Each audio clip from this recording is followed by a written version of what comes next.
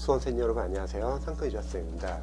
카톡으로 소방지휘 준비하는 수험생님께서 저에게 수험 상담을 요청하셔가지고 제가 답변 한번 드려볼게요. 한번 읽어보겠습니다. 안녕하세요 유자쌤. 2019년도 7월부터 2020년도 충남 소방공채 준비 중인 누구입니다. 요즘 모두들 코로나 바이러스 때문에 여러모로 안 힘든 사람이 없더라고요. 쌤도 힘내셨으면 좋겠습니다. 감사합니다. 같이 힘내죠. 질문은 현재 영어 점수가 80점대에서 더 올라가지 않아 고민이 되어 질문드립니다. 사실 고득점을 맞는 이제 수험생들이 영어 상담을 질문하는 경우가 그렇게 많지는 않은데 오랜만에 제 질문 받네요. 현재 점수는 대략 이렇습니다. 모든 동형 모의고사는 영어만 본 것이 아닌 소방학, 소방법규, 그리고 한국사, 국어, 영어 순으로 진행한 모의고사입니다. 영어에 가용 가능한 시험 시간은 마킹 제외 대략 40분으로 하고 있습니다. 영어는 한 30분 정도 잡고 푸시면 좋을 것 같아요. 20문제를요. 혹여 영어만 단독으로 연습으로 시험을 치를 경우는 35분으로 하고 있습니다. 메가소방, 송하영, 동형 모의고사 2020년 거를 지금 전수 틀린 문제 및 유형 적어주셨는데요. 1회에서는 85점이 나왔고 33분, 어휘 틀렸고 어법 하나 틀렸고 독해서 글의 순서 틀렸고요. 3회에서는 85점 33분, 어휘 한 문제, 그리고 빈칸에서 어휘 유형, 그리고 어법이 틀렸고요. 4회 80점 35분 걸렸고요. 어휘, 글, 위치, 빈칸. 5회에서는 80점 한 어휘, 빈칸. 그 다음 6회에서는 80점 34분 걸렸고요. 어휘, 제목. 지금 약간 좀 골고루 조금씩 틀리는 것 같아요. 김수환 선생님 동형 모의고사 12회는 평균 한 80점 이상 정도 나온다고 하네요. 점수는 95점에서 75점을 왔다 갔다 하는 것 같습니다. 세심한 고민은 오히려 어휘나 어법을 모르는 경우 틀린 것에 대한 한탄보다는 모의고사를 보면 알아간다고 생각합니다. 이건 좋은 자세인 것 같아요. 하지만 독해를 틀릴 경우 너무 아쉽습니다. 시험이 얼마 남지 않아 전략적으로 공부를 해야 할 때인 것 같습니다. 그렇죠. 지금은 남은 기간 동안에는 단순히 열심히 하는 것보다는 부족한 점을 보완하는 방법으로 공부를 하셔야죠. 예를 들어 어휘를 틀리지 않겠다 이거나 어법을 틀리지 않겠다 이거나 독해를 다 맞춘다는 생각. 남은 기간 어떠한 방식으로 공부를 하면 좋을까요? 네, 질문 감사합니다. 우선 저는 첫 번째는 영어 점수가 95점에서 75점으로 왔다 갔다 한다고 했죠. 그럼 한번 생각해보죠, 여러분. 수험생들이 95점이 나왔어요. 이거는 본인이 그동안 공부했던 범위 내에서 나와가지고 본인이 해결할 수 있는 문제였을 것 같아요. 근데 75점이 떨어진 경우는 무슨 문제가 있을까요? 공부를 열심히 안 해서 75점이 된 건가요? 그렇지는 않고요. 우리 소방직 수험생들이 영어를 공부하면서 자신이 약한 부분이 있을 거예요. 근데 그 약한 부분을 앞단계에서 제대로 체크를 하지 못하고 자신의 실력을 만들지 못하고 그냥 넘어갔습니다. 그런데 그게 시험에서 비슷하게 나와가지고 그 부분에서 틀리는 거예요. 그래서 저는 만약에 점수가 너무 많이 안 나오시는 분들은 지금 집중적으로 공부를 많이 하셔가지고 점수를 끌어올려야겠지만 지금처럼 어느 정도의 점수가 나오시는 분들은 너무 강박관념 가지고서 더 높은 점수를 얻으려고 막 조급하게 공부하기보다는요, 자기 자신을 믿고 약점을 체크해가지고 계속 보완한다는 생각으로 공부하시는 게 부담도 적고 점수는 훨씬 더 잘 나올 거예요. 저도 수강생분들한테 절대 영어 잘하라는 말 못해요. 왜냐면 영어라는 과목은 사실 어렵게 내면은 얼마든지 점수 낮게 어렵게 나올 수 있거든요. 그래서 지금 남은 기간 동안에 해야 할 것 좀 알려드릴게요. 어휘는 본인이 보고 있던 어휘 교재를 계속 꾸준히 봐주세요. 그리고 모르는 단어랑 생활영어 위주로만 체크해서 보시고요. 근데 지금 보고 있는 어휘 교재에서 조금 더 어휘를 좀 확장하고 싶다 그러면은 저는 독해용 어휘 노트를 만들라고 보통 권합니다. 자신이 평상시에 동형 모의고사를 풀든 기출을 풀든 어휘랑 생활영어에서 문제 나왔던 것들 중에서 보기형의 단어랑 생활영어까지 모르는 단어들은 독해용 어휘 노트에 정리를 해주세요. 그 어휘 노트를 정리하고 그 어휘는 이제 자투리 시간에 많이 보시는 거예요. 뭐 쉬는 시간, 점심시간, 그리고 저녁 시간, 집에 갈 때 버스 안이나 전철 안, 그리고 잠자기 전에도 보시면 잠이 잘 온다고 했죠. 자는 동안에 단기 기억이 장기 기억으로 바뀐다고 했죠. 또 다른 과목 공부하면서도 종종 계속 보는 거예요. 대신에 이 독해용 어휘는 외운다는 생각보다는요, 외워야 할 것은 지금 보고 있는 교재만 집중적으로 외우시고요, 양을 늘릴 필요는 없어요. 대신 독해용 어휘 노트는 그냥 눈으로만 자주 봐주세요. 그럼 본인이 보고 있던 어휘 교재랑 많이 겹치는 거는 복습 효과가 있을 거고요, 본인이 보고 있는 어휘 교재에서 빠진 부분은 이 독해용 어휘 노트가 보완을 해줄 겁니다. 딱 이 정도까지만 할게요.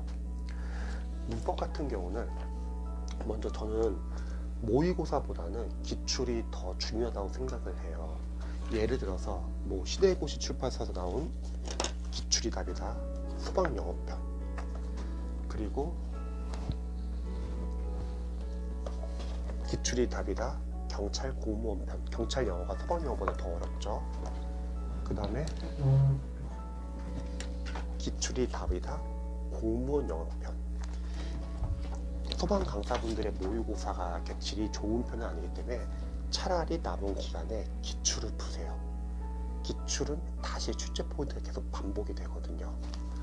그래서 문법은 일단 소방 영어 기출 한번 나왔던 포인트를 싹 정리를 해보세요. A4 용지로. 그러면 지금 공개된 기출이 많지가 않기 때문에 한번 포인트를 정리해 보시고요, 본인이 보셨던 문법 이론과 포인트 교재를 체크해가지고 그 포인트 계속 암기하시기 바랍니다. 대신에 본인이 가지고 있는 문법 포인트 교재는 계속 순서대로 봐주세요. 왜? 소방 기출에서 많이 벗어나면 틀릴 수가 있잖아요. 그래서 본인이 보고 있는 문법 포인트 교재는 같이 보시면서, 대신에 문법 문제도 많이 풀 필요는 없습니다. 그동안 많이 풀었다고 하면 풀었던 그냥 교재들 위주로 복습해주면서 이론에서 암기가 안 된 부분 암기를 해주세요. 그리고 문제 옆에는 출제 포인트를 안 적으셨다면 한번 간단히 적어보세요. 왜냐면 우리가 시험장에서 소방 문법 문제를 보자마자 머릿속에서 정리 및 암기가 되어 있어도 바로 끄집어내야 합니다. 근데 출제 포인트를 직접 적어보지 않은 수험생들은 분명히 문법을 푼 건 많은데 머릿속에서 계속 섞여 있어가지고 잘 안 나온 경우가 많더라고요. 그래서 문법은 자신이 보고 있는 문법 이론서나 포인트 교재는 계속 꾸준히 암기를 해주시고요. 그리고 소방 기출 문법을 푸셔가지고 포인트를 정리하고 관련된 포인트를 문법 이론서나 포인트 교재에서 체크하시면 좋을 것 같습니다. 문법은 딱 이 정도까지 하시면 좋을 것 같아요.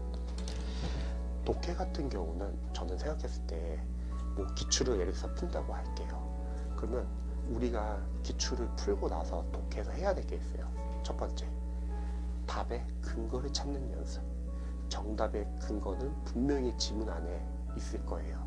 그러면 답의 단서를 찾는 연습을 하는 거죠. 뭐 지문 안에 재진술되어 있을 수 있고요. 반대로 오답은 왜 오답인지, 종종 매력적인 오답 포인트도 있을 거예요. 그거는 피해야겠죠. 그래서 답의 근거를 찾는 연습을 하세요. 근데 가끔씩 이제 독해를 하면서 내가 고른 이 보기형이 정답이 아닌 경우도 있잖아요. 그런 경우는 첫 번째, 해석을 잘못했거나, 두 번째, 빨리 읽느라고 내용 파악을 놓쳤거나, 세 번째는 종종 가끔씩 주관적인 생각이 너무 강하신 분들은 본인이 생각하는 게 다 답일 거예요. 그래서 이런 경우 같은 경우는 주관적인 생각이 너무 강하신 분들은 주관적인 생각을 최대한 배제하고 그 다음에 객관적으로 생각해야 합니다. 객관적으로 생각하는 거는 자신의 선입견, 편견, 상식은 다 제외하고 순수하게 지문 안에서만 근거를 찾는 연습을 하는 거예요. 근데 사실 소방영어 독해가 어려운 편은 아니기 때문에 이런 연습은 충분히 하시면 되고요. 두 번째, 독해를 하실 때 혹시 문장 구조 분석을 하시나요? 독해를 할 때는 문장 구조 분석은 너무 신경 안 썼으면 좋겠어요. 가끔씩 상담을 해보면은 독해 질문할 때 선생님 이거 문장 구조가 지금 뭐 이렇게 돼서 이거 잘못된 거 아닙니까? 뭐 이런 식으로 여쭤보시는 분들 많이 계세요. 근데 문법 시험에서는 문장 구조 분석을 따져야지만 독해에서는 우리가 독해 취지는 해석을 하면서 내용 파악해서 맞추는 게 목표이지 그거를 막 문장 구조 분석하는 게 목표는 아니거든요. 문장 구조 분석은 그 전 단계인 구문 독해에서 지문을 정확하게 해석하기 위해서 따지는 거고, 일단은 실전 문제를 풀 때는 문장 구조 분석 너무 따지지 마세요. 대신에 해석이 안 되는 문장들도 종종 나오잖아요. 그런 문장들은 너무 오래 잡고 있으면은 아마 뒤에 독해를 풀 시간이 많이 뺏길 수도 있어요. 해석이 안 되는 부분은 그냥 읽고 넘어가세요. 대신에 그 앞에 있는 문장과 그 다음에 나오는 문장의 앞뒤 문맥을 통해서 중심 내용을 체크해가지고 지금 문맥상 이런 내용이 이어졌으니까 내가 해석이 안 된 부분 아마 이런 내용이겠지, 이런 식으로 유추하고 넘어가시는 겁니다. 이게 실력이에요. 그리고 다 풀고 나서는 그 해석이 안 되었던 문장은 반드시 독해 노트에다 모아두세요. 그 문장을. 종종 독해를 하다 보면 해석이 안 되는 문장도 많잖아요. 그거는 우리가 아직 문장 구조가 아직 익숙하지 않은 문장 구조가 있는데 그게 나온 거예요. 그래서 복습할 때는 거기에서는 문장 구조 분석을 단단히 따져주세요. 왜냐면 우리가 독해를 하다 보면은 독해 지문이 잘 읽힐 때가 있죠. 이런 지문 같은 경우는 우리 수험생분이 잘 아는 문장 구조 위주로 나온 거고요. 독해를 할 때 해석이 잘 안 되거나 해석을 했는데 내용 파악이 잘 안 되거나 또는 머리가 갑자기 하얘지는 경우도 종종 있잖아요. 그거는 자신이 약한 문장 구조가 있었는데 그거를 체크를 못했는데 추후에 독해 지문에서 섞여 나와가지고 당한 거예요. 그래서 문장 구조 분석은 복습할 때는 독해 노트에 따로 모아두셔가지고 꼼꼼히 하셔야 합니다. 그 다음에 독해에서 모르는 독해형 어휘들 따로 정리하시나요? 그 어휘들은 따로 독해형 어휘 노트에 따로 정리를 해주세요. 왜냐면 독해에서 자주 쓰는 어휘들은 계속 쓰이거든요. 즉 지금 남은 기간 동안에 독해 실력을 조금 더 끌어올리는 방법은 단순하게 문제 양치기로 많이 푸는 게 아닌 것 같아요. 이미 점수는 어느 정도 잘 나오시고 있고요. 지금 단계에서 독해 점수를 올리는 방법은 두 가지라고 생각합니다. 문장 구조 분석을 좀 최대한 자신이 못 보는 문장